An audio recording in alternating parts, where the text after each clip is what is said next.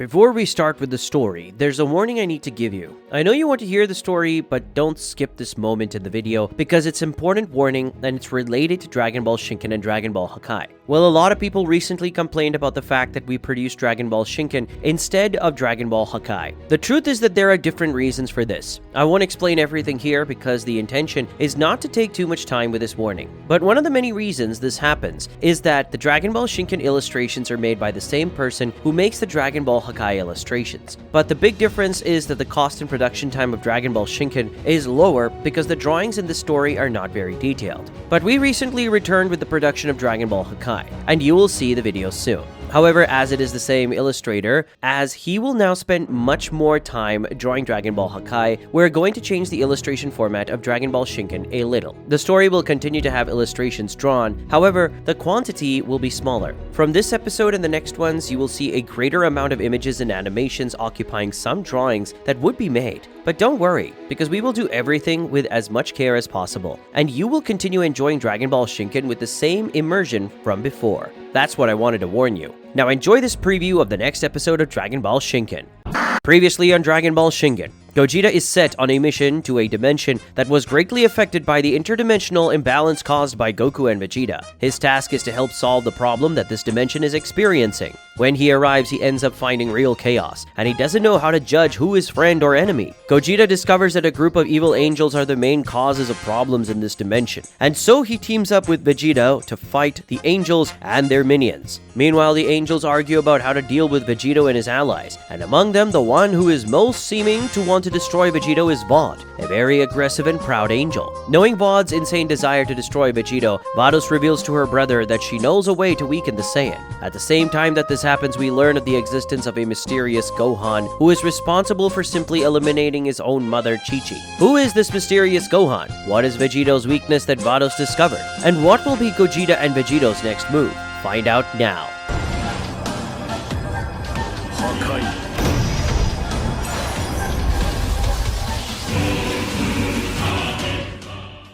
Episode 30, The Evil Angel's Dastardly Plan. Gogeta is taken by Daishinken and Vegeta to the highest point in the entire universe, a gigantic planet that has a very peculiar appearance, with one half of the planet being identical to the planet of the gods of destruction, and the other half being identical to the planets of the Supreme Kais. As soon as he arrives at that place, Gogeta finds it a little strange, and says that he feels two very conflicting energies on that planet. Vegeta explains by saying that this happens because in one half of the planet lives the Supreme Kai, who has a good and peaceful essence, and on the other side lives the god of destruction, who has an aggressive and destructive essence. Gogeta explains that where he comes from, the worlds of Kaioshins and Hakaishins are completely separate and far from each other. Vegeta is a little surprised by that, and says that this seems a bit stupid, since if a Kaioshin dies, the Hakaishin also dies, and vice versa. So it is smarter if these two gods remained close to each other. Gogeta stops to think about it a little and ends up agreeing, since in his world, someone has already used this weakness in the connection between gods once and killed them all. Suddenly, someone appears behind them saying the following: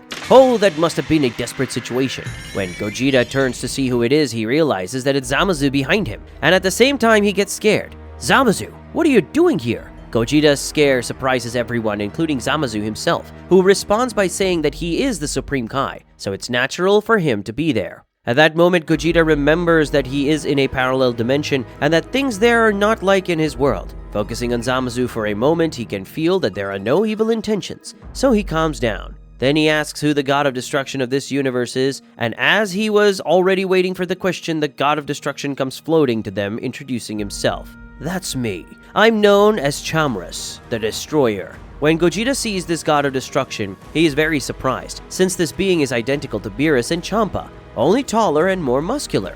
Gogeta can't help but comment on this similarity, and tells this god called Chamras that he is identical to two gods he knows, called Beerus and Champa. "Wow, so my boys have become gods somewhere?" Chamras asks. Gogeta asks by what he means by "my boys," but the answer comes before Chamras says, as he notices an explosion in that region of the planet, and then sees Beerus and Champa flying through the sky in an exchange of blows. But these two aren't like the Beerus and Champa he knows. They're kids. "You bastard, you stole my apple!"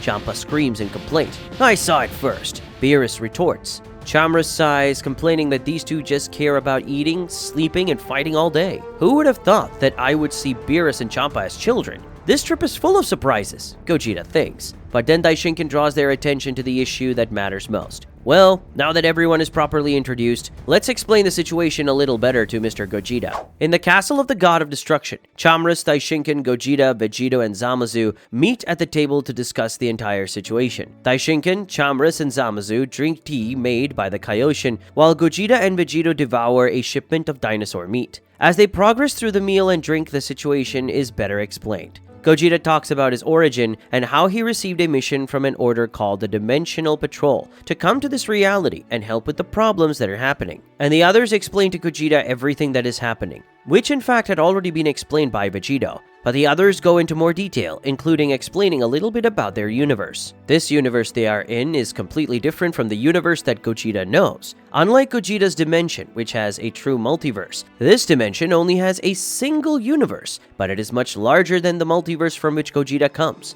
It is also explained that unlike the multiverse where Gogeta comes from, this great universe only has one God of Destruction, God of Creation, and Guardian Angel, which are Chamras, Zamasu, and Shinken respectively. In this reality, at the time of the God of Destruction's greatest slumber, the mortals Goku and Vegeta were called by Zamasu to fight an extremely powerful demon called Majin Buu.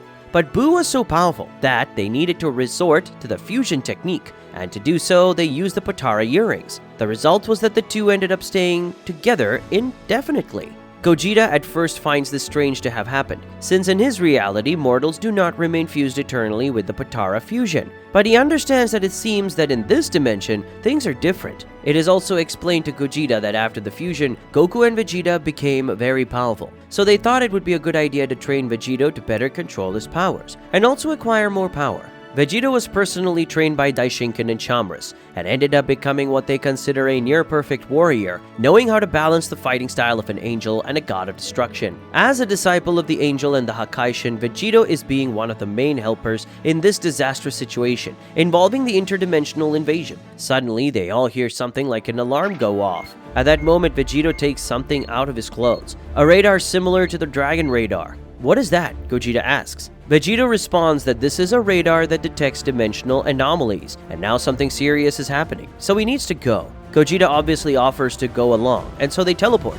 Chamras, Zamasu, and Shinken remain silent for a few moments, until finally they burst into laughter, saying that no matter the dimension, it seems that these Saiyans were always very rude. On a planet called Konats, a real massacre was taking place. A giant monster attacks the planet with great brutality, voraciously and cruelly eliminating the inhabitants. At that moment, this monster attacks the planet's main city, where it encounters resistance from the most powerful portion of the planet's army. But even in the face of the maximum resistance of the inhabitants, the demonic creature does not see a worthy challenge and crushes Konat's soldiers, as if they were mere insects in his path. Above this monster lies a man of small stature, but whose titanic evil compensates for the smallness of his body. "Go, Hero de Garn, destroy all those damn bugs," the man says, laughing. This little man is called Hoi, an extremely skilled wizard who managed to dominate the most powerful beast that existed in his dimension, and now brings terror wherever he goes. As the monster named Hero de Garn approaches the center of the planet's capital, a group of soldiers appears before him in the sky. At the head of this group are two men, one taller and one smaller. The first is called Tapion, and the second is called Minotia, who are respectively the captain and lieutenant of the planet's special forces. Captain Tapion, full of determination, shouts at the monster, "We are the Konats elite force, and we will not let you pass." Tapion makes a sign with his hands, and then the soldiers under his command join together and fire a gigantic blast of energy at the demon.